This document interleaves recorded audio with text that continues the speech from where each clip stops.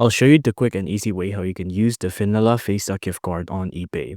Now, Vanilla Visa works like any other debit card with a predetermined amount of balance when you give it to someone. So we can just treat this like we're just using any other debit or credit card, right?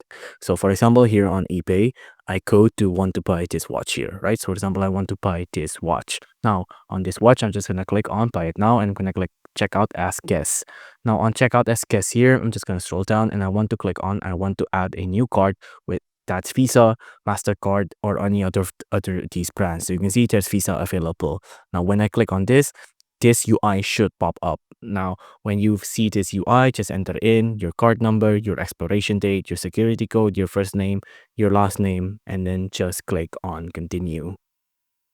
After that, that's it.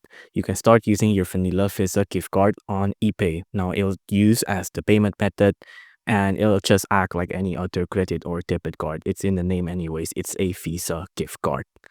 If you enjoyed this video, please do consider liking and subscribing.